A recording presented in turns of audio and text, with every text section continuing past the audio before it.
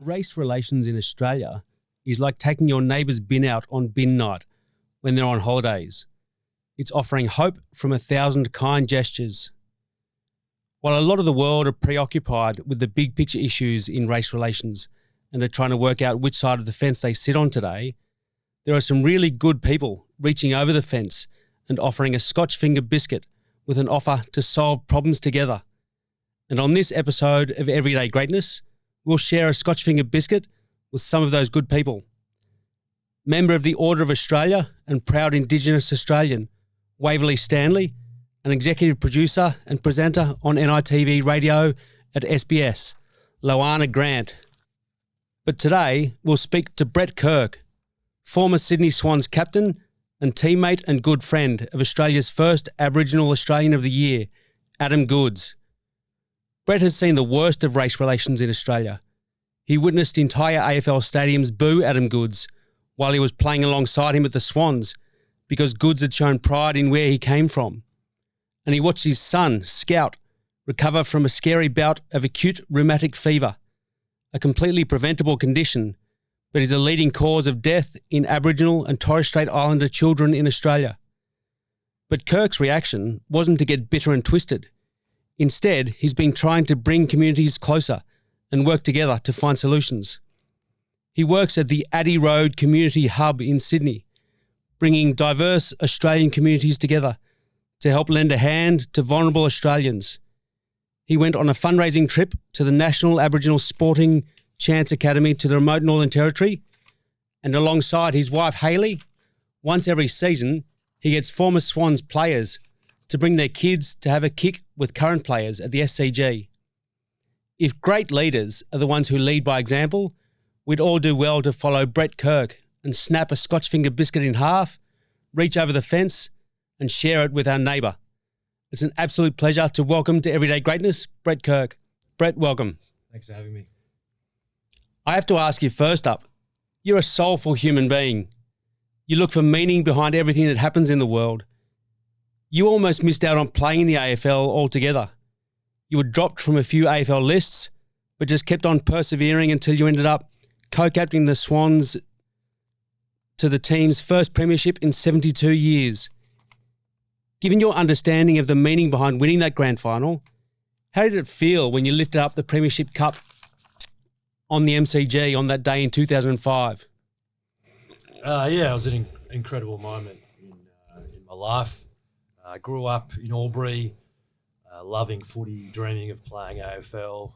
I followed the Swans as a kid because my dad played for a country town called the Burrumbuttock Swans, and idolised Paul Kelly. So to get the chance to play at the footy club was a dream of mine. But yeah, it wasn't easy. I didn't get drafted when I was 18, when I was 19. My second year of university, when I was studying education, I got a chance to be a top-up player with the Swans. Nothing eventuated from that. I brought along a letter here that the Swans sent me in 1996 to say, thanks, Brett, for your services, but no thanks. And then another couple of years finishing off my degree, and then got another chance to have a crack at my dream. I slept on the couch of a former teammate in Brad Seymour for about 2 months of pre-season training just to try to get a spot on the list. Definitely a survival of the fittest test, and I can run, so I stood out in the crowd when I came back as a 21-year-old. And then, my journey was pretty up and down for about 4 years. Didn't play a lot of footy until Paul Roos took over, and then my fortunes changed. What we focused on as a footy club changed. What we stood for changed. All of a sudden, I was a 30-something on a list, a bit type player. I didn't play in Paul's first game he coached, but I played in the next 200 in a row. And part of that was, winning a flag, which is the ultimate success in AFL, and to do that with a bunch of guys that I love and cared for and trusted with my life. And the experiences we had is something I'll never forget. And I think also just to pay homage to, our footy club, former South Melbourne, now Sydney Swans, I've been around for a long time and was starved for success. So to bring joy to so many thousands of people that had followed our footy club was a pretty special experience. Well, you just brought joy to this Swans fan just from telling that story. That's a cracking story, mate. One of your teammates at the Swans was Adam Goodes, possibly the greatest player ever to play the game.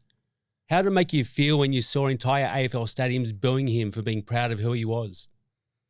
Yeah, I could call Adam my brother from another mother. I love him. He's a pretty special human being. A great footballer, but even better bloke. I wasn't playing at the time. I'd already retired. I retired at the end of 2010.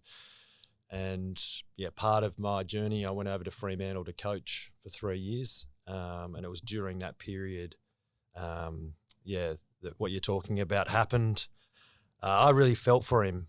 I was sad I couldn't be there to wrap my arms around him, to look him in the eye, and just to be there for him, because for a long period of time, through the ups and downs, we were there for each other. But I felt I was across the other side of Australia whilst I'd contact him, and it was pretty tough going. And I just think it was really sad the way it happened, and the way that it made Adam feel, and I guess the way he walked away from footy, which is which is a real shame. On the flip side of all of that, though, you witnessed the unifying power of sport as an international AFL ambassador. Tell us how sport brought the Sri Lankan people together when you visited with Adam after the tsunami that rocked the region. Yeah, I was pretty fortunate when I retired to have a role as an ambassador for the AFL, and part of that was to travel around to a whole host of different countries. And I took my young family at the time, and our first stop was Sri Lanka, and we met a man called Kushal who, after the tsunami, created a foundation called the Foundation of Goodness, and he used sport as something to bring people back together after all the trauma of the tsunami. So, fact has it, he was the manager of Muralithan, the Sri Lankan spin bowler. His family were fairly wealthy people, and I think they earned their money through, rice, possibly. But yeah, he channeled all his funds into this foundation, and it just started out, I think, as cricket, as kids would, before school and after school, would come and play a game, which, sport's just this universal language that brings people together and makes people feel good, and it takes your worries away, and you can be in the present. You don't have to think about things, and you can just have fun and be a kid after all what's happened over at Sri Lanka. And it started out as cricket, then there was a range of different sports. Then it was teaching other people trades. It was just it was a pretty amazing to be part of, and just to be part of, someone who's doing such great things in the world. Very cool. You talked about your young family and kids having fun. Tell us about your son, Scout's health scare, and what it taught you and your wife, Hayley, about the difference in healthcare in big cities compared to remote Indigenous communities. Yeah, it's something that rocked our family about 12 months ago, a bit longer probably than 12 months ago. Scout just came home from school, had some sort of swollen ankle initially, and we just thought he was mucking around at school and just rolled his ankle. He swore he didn't. Then we thought he might have been bitten by something, because he started to get some other swollen joints within 24 hours. He couldn't move off the couch, and we were pretty scared and worried. So we took him into the hospital, and they ran a battery of tests for about a week. And within that week, all of a sudden, they've picked up a murmur on his heart, and then all of a sudden we're talking to cardiologists about my 10-year-old boy's heart, which was pretty bloody scary. We found out that he had acute rheumatic fever, and this really knocked him for six for a good few months. Fortunate they found it early enough where there was no permanent damage to his heart, because if you don't, treat the rheumatic fever, it turns into rheumatic heart disease, and rheumatic heart disease kills 2 Aboriginal kids a week in Australia, which is bloody shameful for us as a country. So we're fortunate that we can live in Sydney and live not far from the Randwick Hospital and private hospital and have all the specialists. And Scout's fine. He'll just have to have an injection once a month till he's about 20 for the next 9 or 10 years. But that'll safeguard his heart. But yeah, unfortunately, there's kids up in remote communities that don't have access to health facilities or don't understand the education, the importance, and yeah, I was fortunate up to the back end of last year with the Swans travel up to Meningrida, which has the highest incidence of rheumatic heart disease in the world per population. And again, it's a preventable disease. It's bloody awful that this is still happening. But it's kind of out of sight, out of mind. It's not a lot of people in Australia know about. All my mates, my family, what I spoke about, they hadn't seen rheumatic fever in Sydney for decades. So for my young bloke to get it, and then I think you said off the start, we could have, poor us, but once we knew Scout was going to be okay, it was all about then creating some awareness and raising some funds and playing our part in terms of what we can do for those young kids up in Indigenous communities. Because it's bloody sad. When we're up there, you're sort of running around in a footy field with kids with their shirts off that have had open heart surgery with big scars down their chest, and it's not something that, if it was in Sydney or somewhere in with or was happening to other kids, I'm sure it'd be a big story. But unfortunately, it's not. But I think we need to create more awareness about rheumatic heart disease and what it's doing to young Indigenous kids. Well, I'm glad you brought it up, mate. When we hear things like that from respected Australian human beings, I think it hits home a lot harder. So thank you. You helped create the philosophy at the Swans that seems to be the way you live your life, the Bloods culture, that talks about success coming from the accumulation of small goodness of a huge community around you. Besides the Swans' 2005 premiership, where have you seen that way of living result in success in the world? I think you mentioned off the start an organisation I've become connected to, which I feel now is part of my family is Addy Road, and Addy Road is a small community. It's a small non-for-profit charity, but just has huge impact. They're based out of Marrickville, and I sort of found Addy Road a few years ago through a mentor of mine, Sam Mostyn, former board member of the Swans, and it was through COVID when I'd been stood down, wasn't earning any money. My whole sort of understanding of who I was and what I was to my family was being challenged, and it was during that time I found Addy Road, and I went into pack hampers for people that just couldn't get food, people that were really struggling.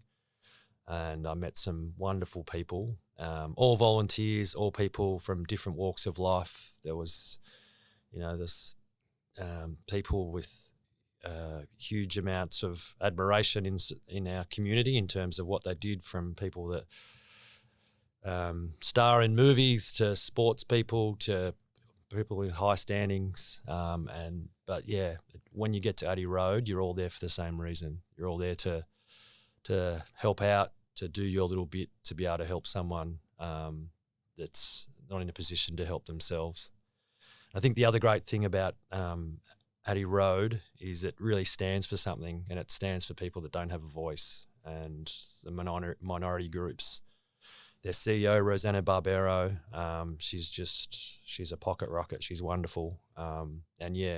She's fierce. She's a fierce lady. And I love her, and I think, her as a leader and what she stands for. I think when I think about our footy club, it's standing for something and believing in it, and driving it hard, and then everyone chipping in and doing their bit to create something that sometimes you can't put a finger on what it is or what but it's a way it makes you feel. It's a way you feel connected, and a way it makes you feel like you belong to something. So, yeah, Addy Road's pretty special, a bit similar to the Bloods. Well, Brett, I think there's a lot of sports people in Australia who are held on a pedestal. I think you know how much you've achieved, but it's so nice to hear a humble human being who's done a lot of really cool stuff. Now I want to pass you over to my co-host, Scott Gibbons, to ask you a few questions. All yours, Scotty. Brett, it's an absolute honour meeting a real sporting icon that every Swans fan just bows to you. Thank you for everything you have done. You're just an amazing man.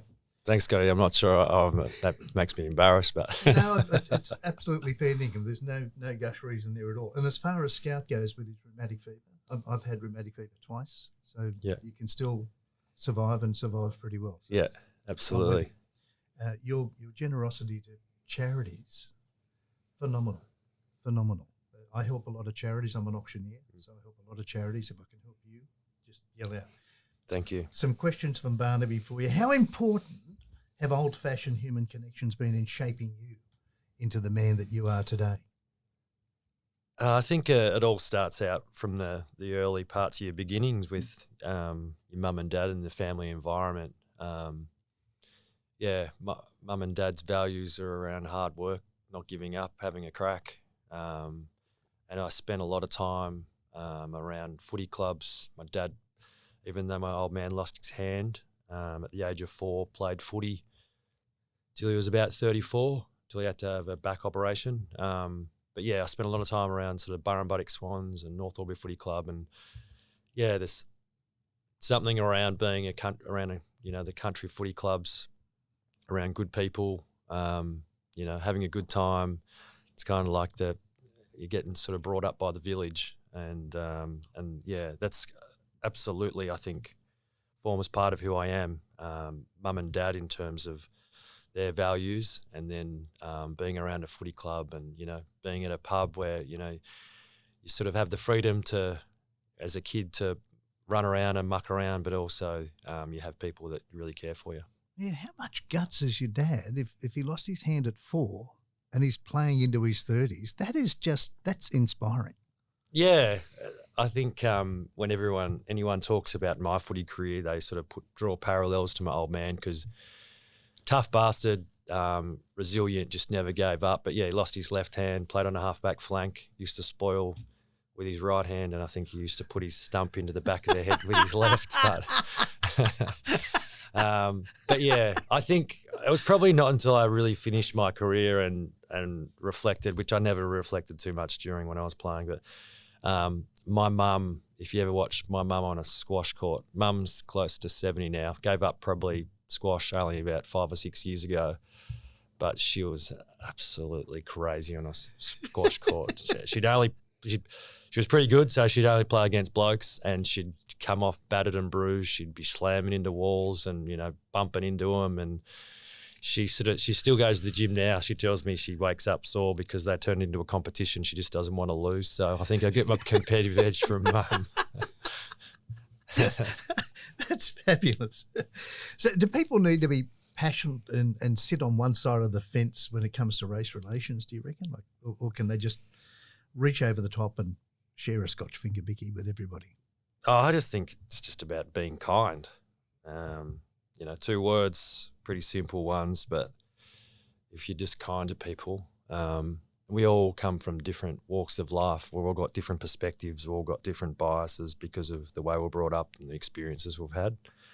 But I think the way I think about it is just going in with an open heart, an open mind, and yeah, sometimes you might not agree with something, and that's okay. But it's more about, okay, this is what I understand or I feel. You look at it a different way, that's okay. We can look at it different, we can look at it from a different lens. I think it's less about, my way is right and your way is wrong. It's just, this is the way I think because this is the way I've brought up, or my experiences or my culture, and that's the way you think, and that's okay. We're all humans. We all bleed. We're all the same. So be kind. That's nice. That just says it all, doesn't it? Be kind. Yeah, it's pretty easy. I'm not sure it happens all the time though. So with everything, there's a fair bit of ego and greed and a lot of other stuff going on in the world. everything that you put into the community, what are you getting back? I think it just feeds my soul. It's important to who I am, and it fills my cup. Have a pretty busy life with a tribe of 5 kids. Still involved in footy, which you're pretty invested.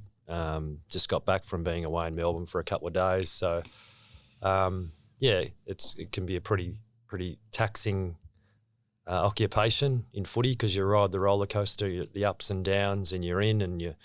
But that's who I am. If I do something, I do it 100 miles an hour, and I'm all in. But yeah, it's important. Yeah, I just, for me, it's I love it. I love giving back to someone else. And I think I worked it out when I was at the Swans, where I used to volunteer at the Children's Hospital on a Tuesday, and I'd go in there early days, and I'm pretty sure kids probably wouldn't know my name, but I was wearing a red shirt, and for them that was like I was wearing a Superman cape. So, and just the smile it put on their face and the joy it brought to them, and then to have conversations with mum and dad that would sometimes be in hospital for months on end, and just to give them a little bit of a breather from the life, the present for them, which can be really bloody tough. I'd walk out and I'd just, I don't know, somehow compartmentalise that I wasn't taking home the sadness of walking into cancer wards and seeing young kids with terminal illness. I didn't take it home, but I could also feel a sense of, I don't know what the feeling is, a sense of goodness to feel that it made me feel good that I was doing something, and you start to think, oh, is this selfish reasons that I'm doing it? But you sort of work out in the end that by the more you give, that more comes back to you. Be kind. Yeah. So in doing that, when you're going into the hospitals and you're talking to kids and you're talking to the mums and dads, because you did a podcast on mindfulness, didn't you? So does that help you in relating to those kids, those parents, and your kids? Yeah, I think so. The really cool thing, I'll share a little story, that there's a boy that I met who was 3.5, 20 years ago, and he was around at my house 2 weeks ago for dinner. Seriously? So he had a rare form of blood cancer, and he was. We didn't think he was going to make it a number of times, and then he pulled through, and I created a great friendship with my family, with his family. We'd visit them in foster. Young Cooper Smeaton, he's a bloody good kid, and we still are mates today, and that's from I guess as you're talking about that act of kindness. And the podcast around mindfulness was approached by the ABC. I've always, I guess in footy, the importance of giving back to my mind and body has been really important, because you bash the crap out of your body playing footy. It's a physical contact, combative game. So it was important for me to give back to my body and my mind. And I discovered sort of mindfulness after probably, discovering my spirituality in my early 20s after I lost a best mate. And, followed the path and, understand that being able to not get caught up in your head and to be able to stay present and to be able to let go of things is really important, whether it's in footy or in life. So, I did a podcast, and my young daughter, Sadie, who, she's the singer and dancer and actor in my family. She talks 1,000,000 miles an hour, sings and dances and wants to be on the stage. And, I was fortunate enough she got to be part of that. And the really cool memory for me, for including Sadie into that podcast, was after one of the morning's recording, Sadie got to sing one of her songs through the microphone, and they got to sort of jazz it up a bit and edit it. And that made me feel pretty good. Wow, good you. Mm. You're a generous man. And you're raising generous family. So thank you. You're just an Aussie. Yeah. We appreciate everything you've Thanks, done. Scotty. Yeah. So we've got to say thank you to Brett because you, Brett. your time is valuable. You've got another meeting to fly to, and we understand that. So we're going to cut all of this short, but we're going to thank you for being just so incredibly generous, incredibly kind, and inspiring, not only to us, but every Aussie and internationally. You're just a great bloke. Been a real honour. So you've got to thank Brett, if you would, for joining us. And we've also got to thank the ARA Group for being our major sponsor for the 6th year in a row. 6 years in a row. And we've got to thank you for listening to us because the show is all about you and us finding people like Brett who can just inspire. And we're going to say thank you. So you can listen to Everyday Greatness next week, and we'll continue today's conversation with Waverley Stanley, AO. And he's the co-founder of Yallery. Yallery is just an amazing group. If you get to go and have a look at Yallery, YALARI, it's a group that provides Indigenous children with just so much scope for them to get a secondary education. And these kids are coming from remote communities. He's just a brilliant, brilliant man. So we hope you can join us for that one. And if you want to find out more about the show, just go to Everyday Greatness page at www.barnabyhowarth, Barnaby, B-A-R-N-A-B-Y, Howarth, Howarth.com.au. Follow us on Facebook, Instagram, YouTube, LinkedIn. But we just got to, before we go, I'm giving you a standing ovation, Brett. You're just fabulous. Thank you, mate. Thanks, guys. Thanks for having me. Thanks, Scott. Thanks, Brett. Cheers.